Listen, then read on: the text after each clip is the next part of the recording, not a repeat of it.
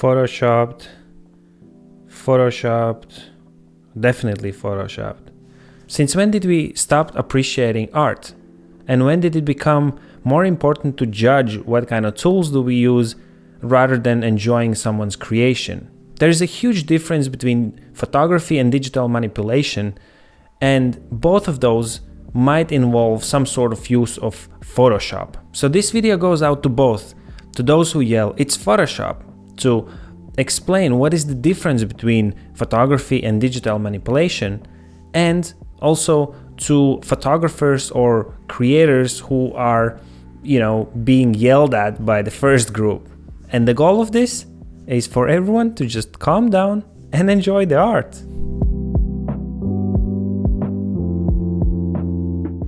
All right, just first things first, let me start by very briefly explaining how photography works. If you go back in the future, that's past. If you go back in the past, when you were using these film cameras, what was the process? You went out, you shot the image, and then you brought back this film into so-called darkroom, right? So there you would develop the image, and it was a very lengthy process, and that was what every photographer would do.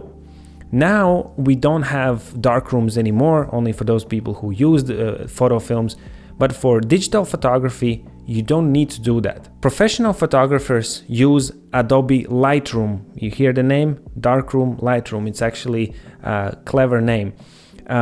So the idea of usage of the Lightroom is for you as a photographer to give way more control of how the image turns out. If you think that you taking a photo with your phone or with your camera and not using Lightroom doesn't necessarily mean that you're not in any way altering the image. You are just allowing the camera or your phone to do it for you automatically. But those people who want to, for example, retrieve the highlights or shadows, they must use these tools in order to get the image exactly as it was. And this is a choice for every photographer to choose whether they want to have the image exactly as it looked like or make it look in a bit different way. However, most of the photographers stick to their most realistic possible way and portray the image exactly how it was. Digital manipulation, on the other hand, is a totally different thing. And those two should not be mixed together. Yes, photography is involved in digital manipulation because usually the artist takes a photograph and transform it. Actually, they take 3 or 4 or 5 photographs and they transform it in a way that they want it, right? So why people do digital manipulation? Because that is form of art. It's like, you have a painting, you have realistic paintings, and then you have abstract art, for example. So do we critique the people who do abstract art because we say, oh, that's unrealistic, it's photoshopped? No, we appreciate the art how it is. So with that being said, it is up to an artist. If you're a photographer and you do photography and you want to do realistic photography, you do that and you edit your images in a way that makes more sense for you or how it was in the setup where you took the picture.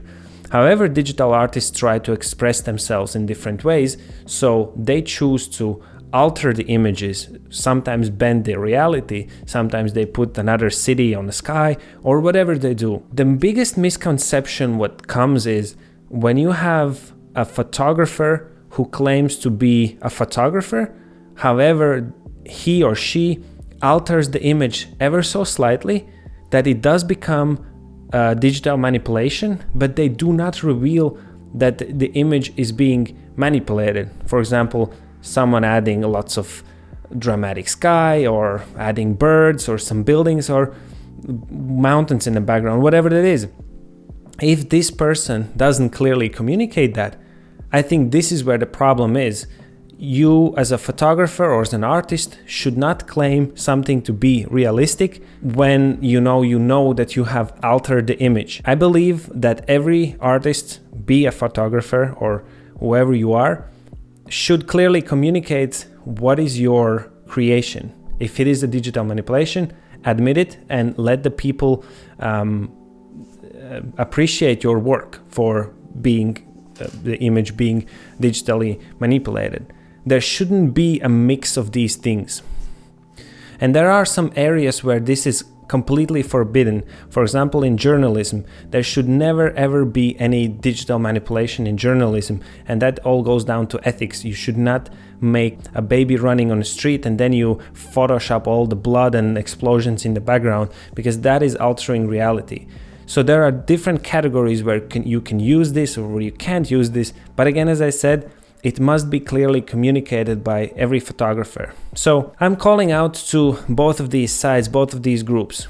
If you're a photographer and you do digitally manipulate your images, meaning adding objects and things that actually didn't exist, admit it to your audience. Don't make them confused.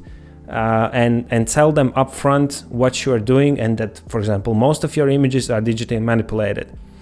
If you are a photographer who doesn't do that and you stick to that, also you can clearly point it out and stick to that. Don't mix up these things.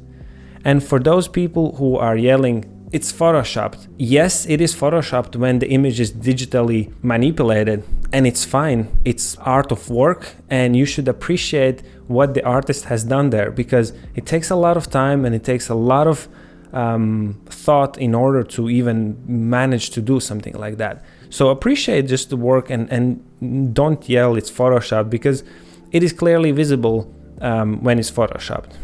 For those people who are claimed to be photographers and true photographers and do some manipulations, you can kindly ask, is this image digitally manipulated? Have you added this and that? And let them reveal themselves or try to deny the whole truth.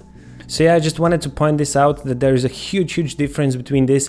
And I know that there is a blame on both of the sides a little bit, because I believe that some photographers and digital artists are confusing the viewers. So I think I'm calling for very clear communication on both sides, being photographers and digital artists, to just simply communicate what you're doing. Don't confuse the audience, and audience don't yell.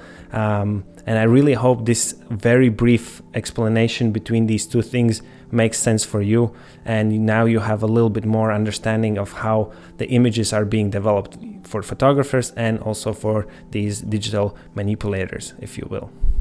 Tom Surex here. I'm off to making yet another video, and thank you so much for sticking around until the very last moment of this video. Bye guys!